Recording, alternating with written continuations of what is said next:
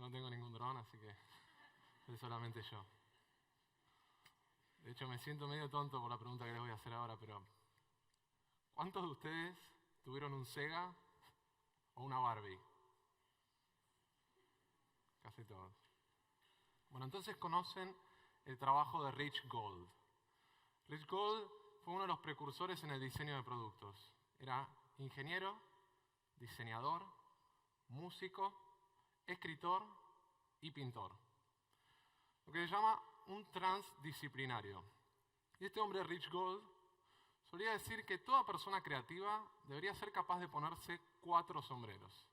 El sombrero de artista para expresar, el sombrero de científico para explorar, el sombrero de diseñador para comunicar y el sombrero de ingeniero para inventar.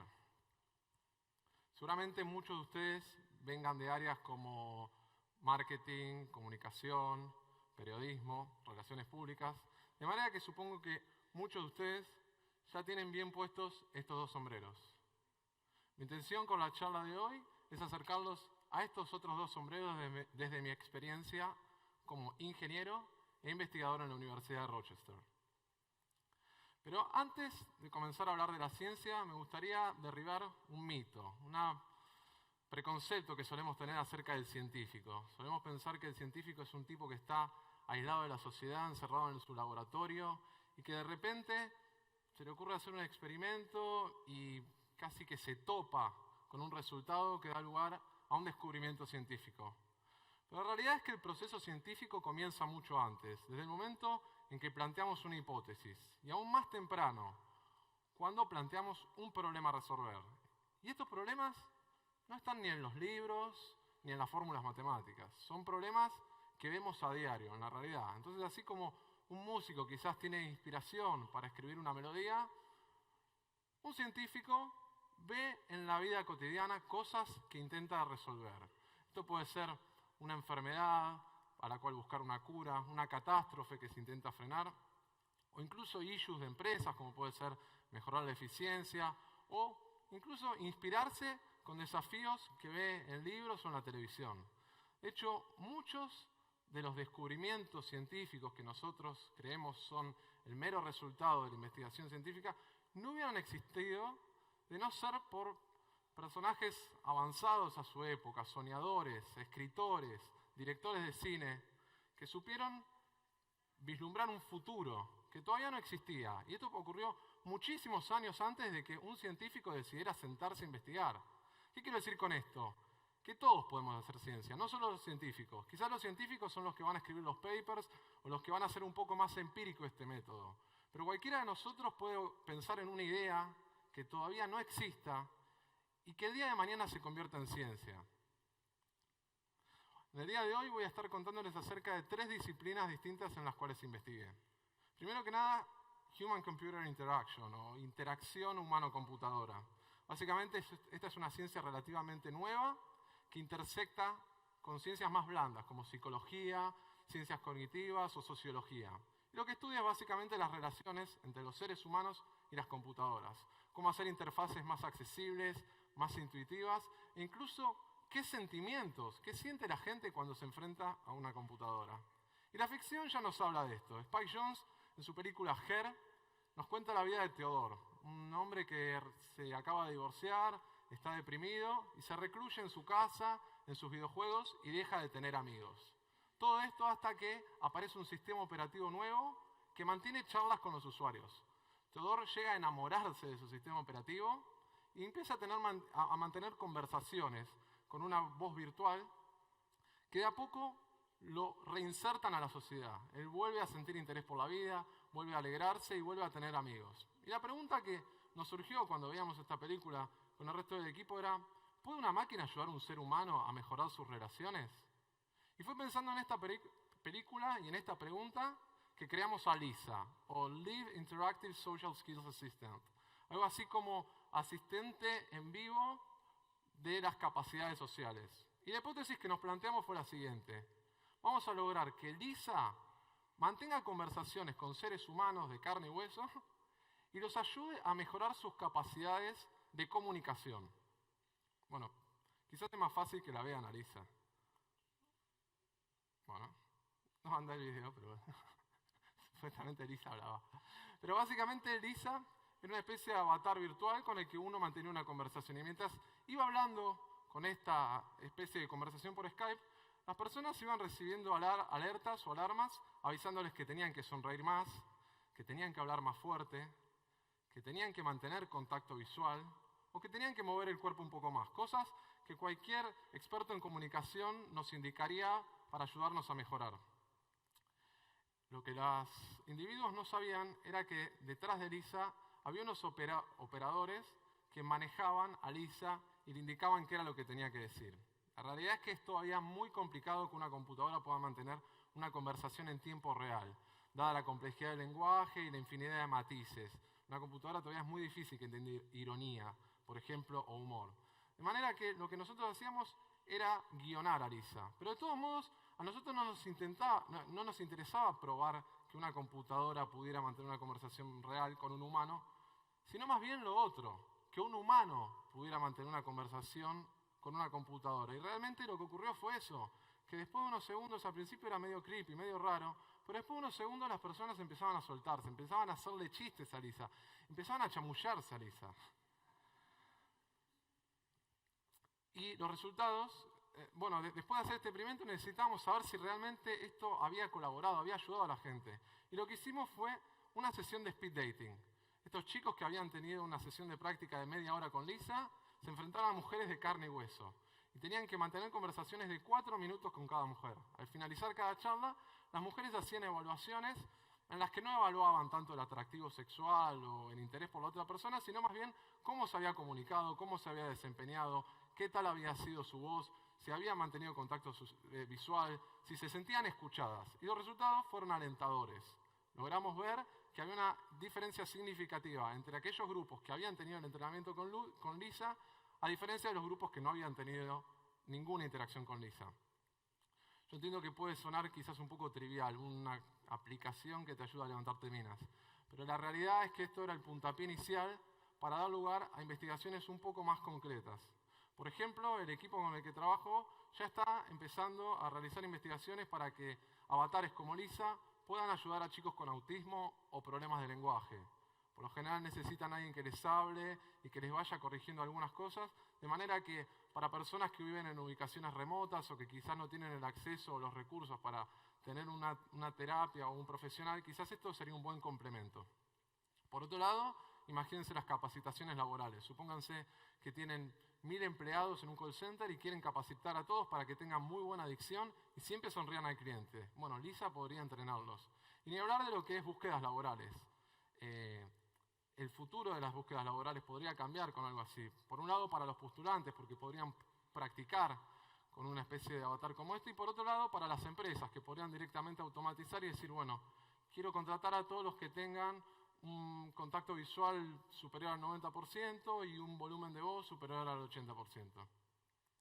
Movámonos ahora al campo de data mining. Acá me gustaría hacer una aclaración, porque siempre hablamos de data mining y big data como si fueran lo mismo, y son conceptos que si bien están relacionados no significan lo mismo.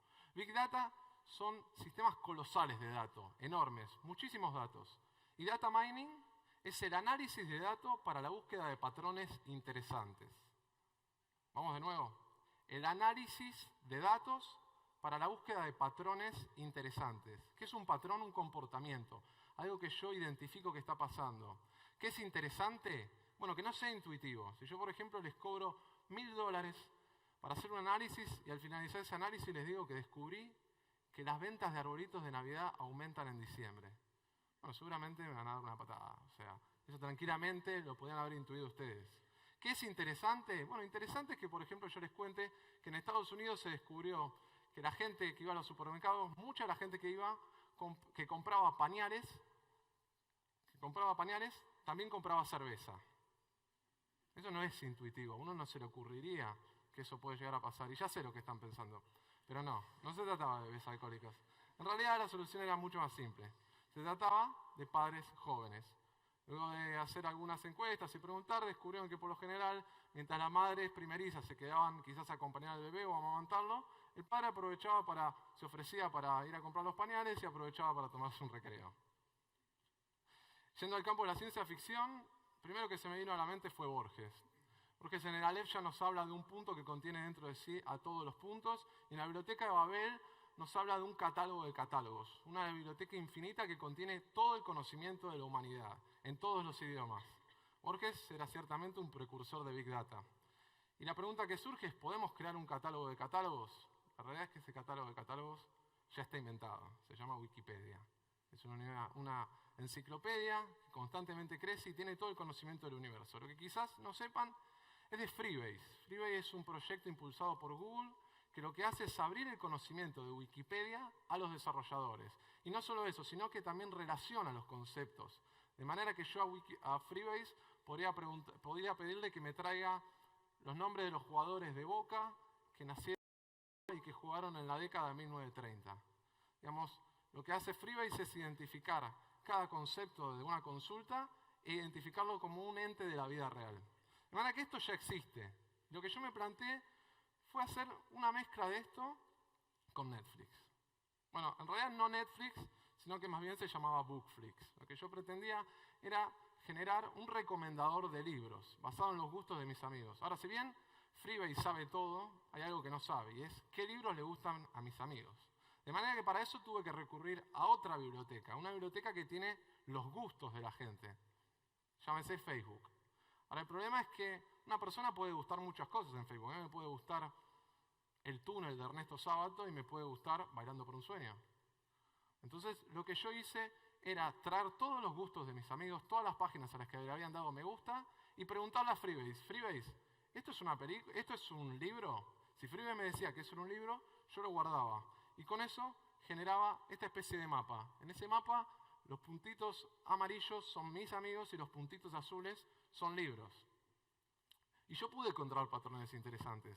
Por ejemplo, que se formaban una especie de clústeres o burbujas o nubes.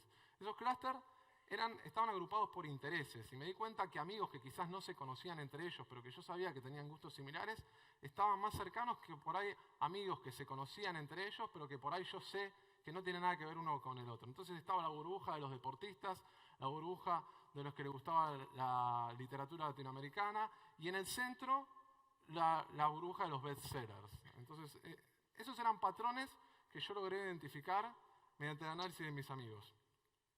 Yendo a aplicaciones que existen en el mundo real, una muy interesante acerca de data mining es Google Flu. Lo que hizo Google fue básicamente detectar todas las búsquedas relacionadas con gripe, cuando pasaba esto de la gripe porcina, y correlacionarlas o compararlas contra los informes oficiales de casos. Y lo que detectaron fue que había una alta correlación. Es decir, que podemos predecir si hay picos o casos de gripe a través de las búsquedas de la gente, dándonos cuenta de que la gente está googleando mucho acerca del tema. Viniendo un poco más a la Argentina, está el caso de los chicos de Properati. Todos conocerán Properati, es un sitio inmobiliario, pero ellos fueron un poco más de simplemente guardar data y decidieron utilizar esa data para generar reportes interesantes, infografías. Si van al blog van a poder ver varias, pero esta es una de ellas donde lo que hicieron fue comparar la intención de voto con el valor del metro cuadrado. La última disciplina que investigué fue inteligencia artificial. Inteligencia artificial es la capacidad de una computadora de aprender. Si una computadora, por ejemplo, resuelve lo que es una facturación, un sistema de facturación, ahí no está aprendiendo, simplemente está cumpliendo una serie de órdenes, un algoritmo. Ahora, si la computadora tiene que resolver un problema nuevo que jamás vio, como por ejemplo identificar algo en una foto, entonces estamos hablando de inteligencia artificial, porque es un problema nuevo que la computadora nunca vio y tiene que pensar y empezar a basarse en lo que aprendió en el pasado para poder resolverla. No se asusten, en este caso no hicimos nada similar a esto, sino que la inspiración fue un poquito alejada de la ciencia ficción. El problema que intentábamos resolver nosotros era el consumo de alcohol en menores de edad. Y la pregunta que intentábamos responder es, ¿podemos detectar a menores consumiendo alcohol con inteligencia artificial? Sí, ya sé lo que están pensando. Y la verdad es que yo mismo me odiaría, mi versión adolescente me odiaría, pero la realidad es que el consumo de alcohol en menores es un problema muy grave y que genera muchas muertes. Y la mejor forma que hay hoy de detectarlo es simplemente haciendo encuestas. En Estados Unidos van y hacen encuestas en los colegios secundarios preguntándoles, ¿consumís alcohol? ¿Con qué frecuencia? Y si bien los chicos pueden llegar a ser honestos y decir la verdad, toma muchísimo tiempo recolectar esa data y nunca es en tiempo real, como sí puede ser, por ejemplo, obtener información de Instagram, que fue lo que hicimos. De manera que lo que hacíamos nosotros era traer fotos de Instagram relacionadas con alcohol a través de inteligencia artificial y machine vision, que es una rama de inteligencia artificial basada en el reconocimiento de imágenes. Detectábamos si la persona que aparecía en la foto era menor de edad y en base a eso generábamos estadísticas. Y los resultados fueron buenos. Descubrimos que las zonas donde nosotros habíamos descubierto que había muchísimo consumo de alcohol eran las zonas donde justamente el gobierno también decía que había alto consumo de alcohol. De todos modos, esto está un poco sesgado, porque la realidad es que también influye lo que es el público de Instagram. Por ejemplo, el público de Instagram es en su mayoría mujeres.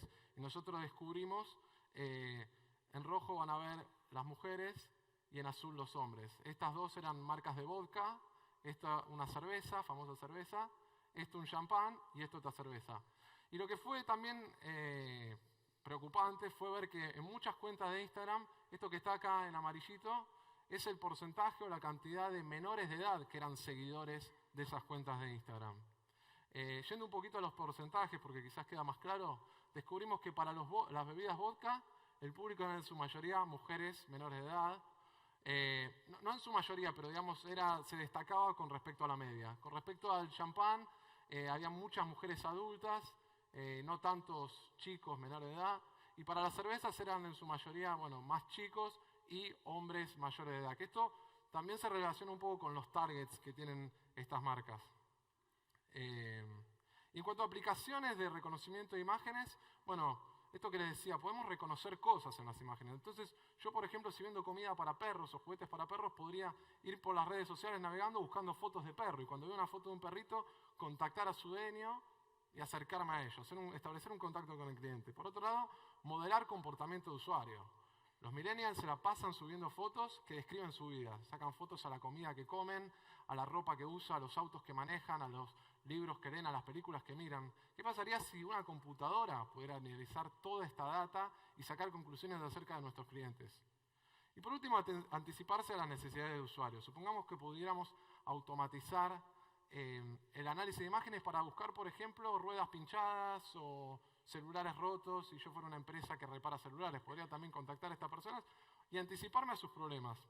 Y aquí es donde quiero hacer un pequeño paréntesis. Yo les conté, yo soy ingeniero, soy investigador y también soy emprendedor. Y los invito a visitar mi página Demographics, donde estamos creando un producto basado en análisis de imágenes, basado en Instagram, para obtener información de mercado.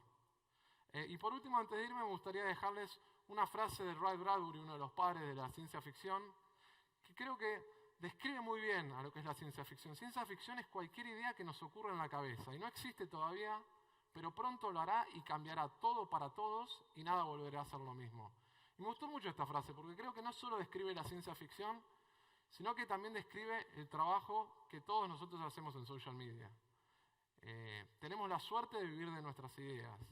Y ideas que están en nuestra mente hoy, pero que mañana pueden estar en millones de personas, en millones de pantallas y en millones de aplicaciones, ya sea una campaña de marketing, ya sea una aplicación viral o sea el contenido de un posteo. Pero lo que estamos haciendo nosotros puede llegar a cambiar la vida de muchas personas. Muchas gracias.